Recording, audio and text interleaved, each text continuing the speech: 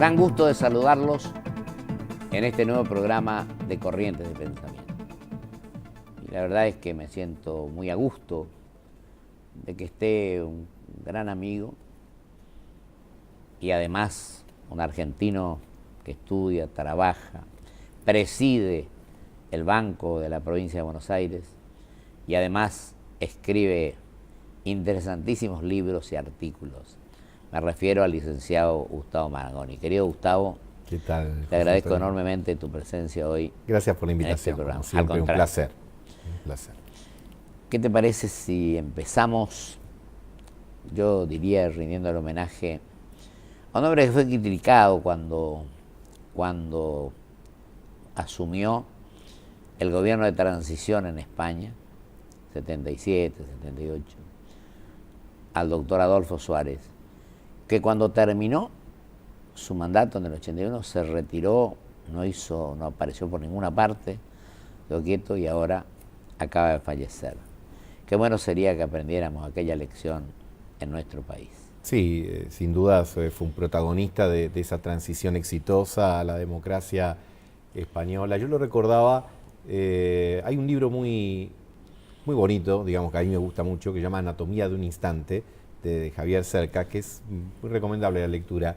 Y el libro parte de una fotografía muy elocuente, que es en el momento que se da en el año 81 el tejerazo en España, es decir, para aquellos que no lo recuerdan o que no habían nacido en ese momento, fue un intento de golpe de Estado de un coronel llamado Tejero, que ingresa al Parlamento español con armas y con tiros y con todas las cosas que uno puede imaginarse en un momento así, y todos los parlamentarios se esconden debajo de las gradas, a excepción de tres.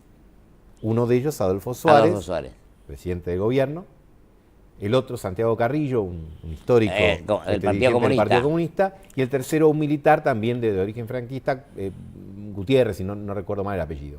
Pero lo importante es que en esa fotografía, a partir de la cual Cercas cuenta la historia de la transición española, a partir de un momento en que tres hombres de trayectoria muy distinta tuvieron mucho coraje para enfrentar lo que en ese momento era el reintento de volver a la dictadura, volver a un esquema autoritario de gobierno, y un hombre prudente, moderado, pero con convicciones firmes y fuertes, no solo en ese instante concreto del intento de interrupción al orden institucional, sino a lo largo de todos esos años tuvo el carácter para poner a España dentro del camino de lo que iba a ser no solo su regreso a la democracia, sino su inserción a Europa, porque hay que ver que el franquismo de alguna manera la había aislado durante décadas y España comienza un camino que después se va a profundizar con Felipe González, con la gran gestión de Felipe González. También yo creo que a un modelo de democracia que aún hoy,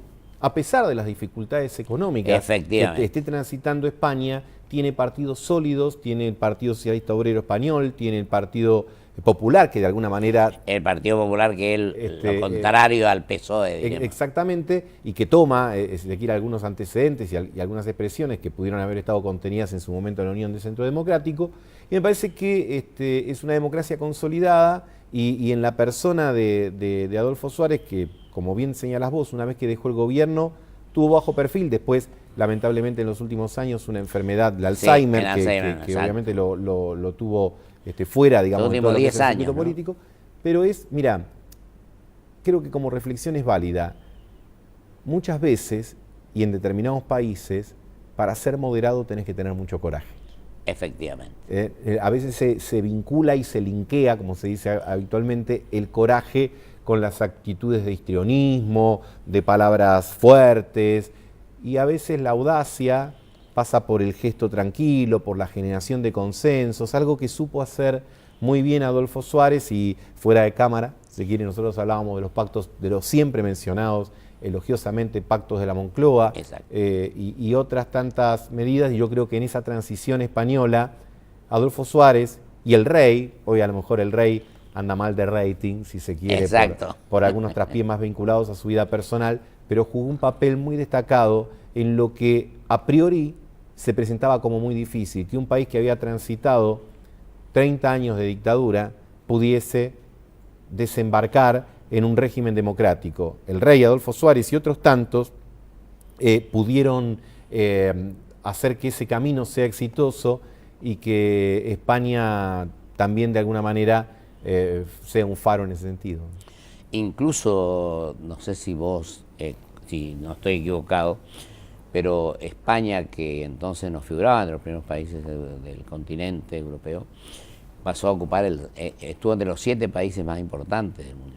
Fueron muchos los progresos de España. Los progresos de España, incluso en turismo, en una serie de cuestiones que se trabajó muy bien. Fueron muchos los progresos de España y yo creo que es un caso de transición democrática exitoso, como lo puede ser el nuestro, en otras perspectivas, en otro contexto, pero también, de alguna manera, fue un caso, un ejemplo que ayudó a muchos teóricos a poder explicar que la democracia no era algo típico de los países nórdicos, que los países latinos, que los países con tradiciones como la de España y la de Italia, que habían tenido más idas y vueltas con el sistema republicano y democrático de gobierno, podían, hacia finales de la década del 70, principios del 80, meterse con ganas y con éxito en ese camino, y después, pocos años después, Argentina y el resto de América Latina también comenzó la oleada esta democrática que afortunadamente se extiende hasta el presente. El jueves, es decir, pasado mañana,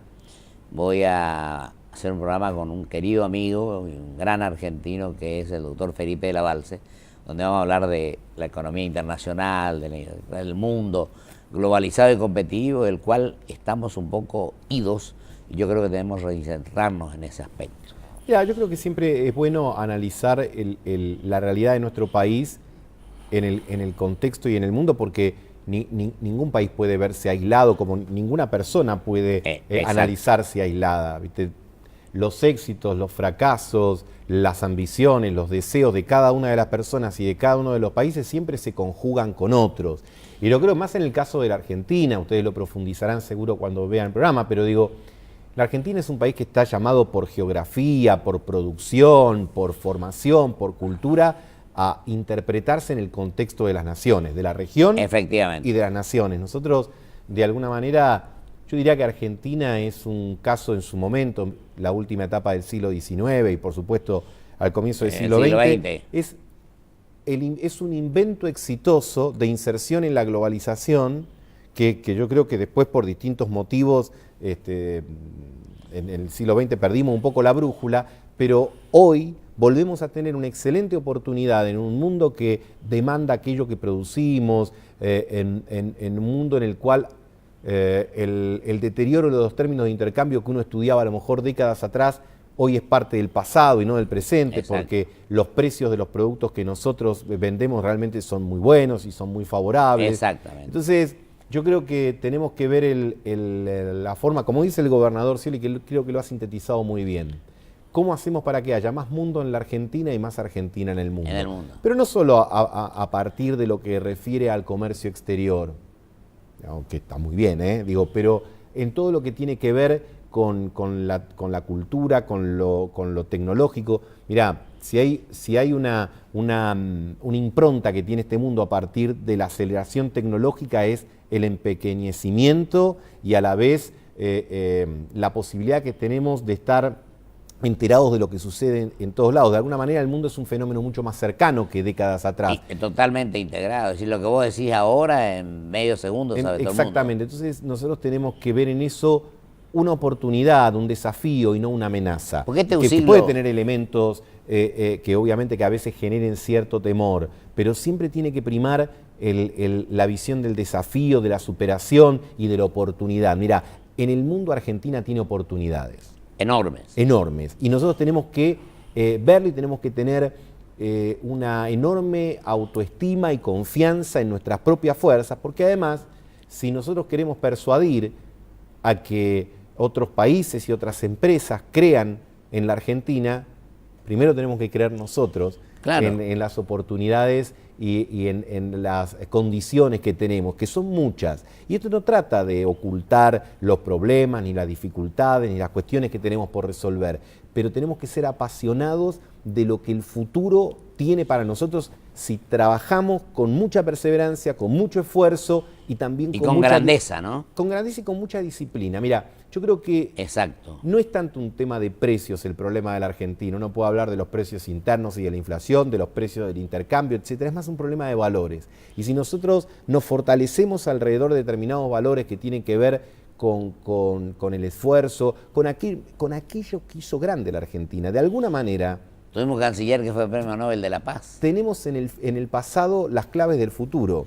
La Argentina fue grande cuando era un país de oportunidades para aquellos que desde el mundo veían que si venían acá, trabajaban, mis abuelos, La política los tuyos, inmigratoria. la gente que venía y viene. Y viene. Ahora a lo mejor no viene de Europa, pero viene del resto de América Latina. Y si hay inmigrantes que vienen y que trabajan y que ponen mucho esfuerzo, bueno, nosotros entonces tenemos que tener esa visión para poder ver todas las oportunidades de grandeza. Porque yo digo, en algunos aspectos, afortunadamente hemos progresado, hemos superado crisis muy difíciles, pero estamos para más. Ahora, lo primero que tenemos que estar convencidos que estamos para más y actuar en consecuencia somos nosotros.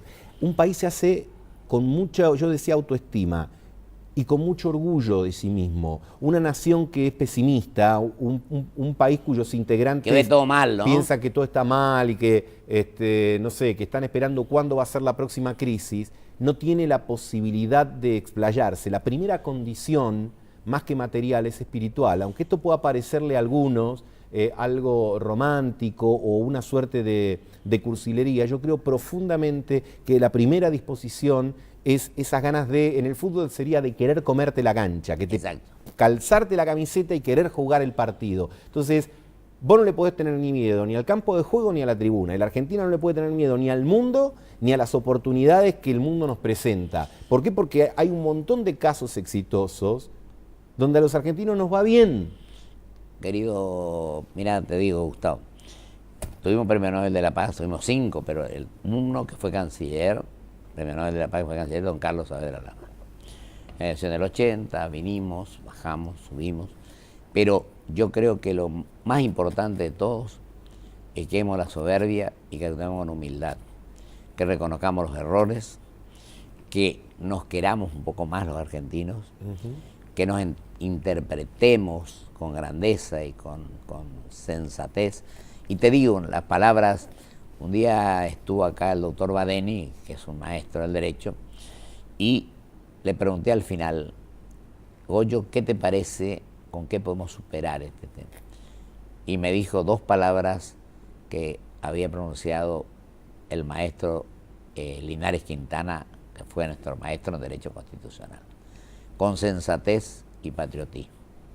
Sí, son 2 aspectos fundamentales, pero como vos decís, con trabajo, ¿verdad? Y con proyectos concretos y serios, es decir, con previsibilidad. Yo digo más, si vos me permitís, agrego esto. Es tu programa, así que te lo permito. No, pero vos sos mi invitado. Yo simplemente tengo que escuchar y que los televidentes te escuchen. Yo creo que lo importante es que a cada crítica, a cada decir esto no anda bien, decimos, bueno, pero ¿cómo tenemos que hacer para que ande mejor? Y para eso necesitamos equipos técnicos, y vos, que sos un hombre que sabes mucho de esto, tenemos que de una vez por todas convencernos de eso. Sí, sin duda. Y también me parece que al margen de los técnicos y de los profesionales que son indispensables, pero estos son indispensables en función de propósitos y de objetivos. Y yo creo que, mira, nosotros en nuestro país hablamos y escuchamos permanentemente de los derechos, y todos, a lo mejor, lo primero que sacamos y ponemos arriba de la mesa son cuáles son los derechos que tenemos. Me parece que también tenemos que balancearlo con los deberes y con las responsabilidades. Y las obligaciones. Nosotros también tenemos que hacer una prédica, cada uno en lo que le toque dirigir. Exacto. Que tenemos que encontrar el equilibrio entre los derechos, las obligaciones, las responsabilidades, insisto, y la mística del esfuerzo y del sacrificio. Porque quizás en algún momento, a veces uno puede advertir que hay cierta distorsión en la cual solo nos quedamos con la mitad de la biblioteca, y tenemos que ir por el conjunto, pero insisto, con una visión optimista, porque además, solo por mencionar rápidamente, digo, el sector más competitivo de la República Argentina, que es el complejo agroalimentario, lo es no solo por la gracia de la naturaleza, lo es también porque tenemos los emprendedores que han invertido en investigación y en tecnología y han desarrollado una de las revoluciones más importantes a nivel global, como es, por ejemplo, la siembra directa, la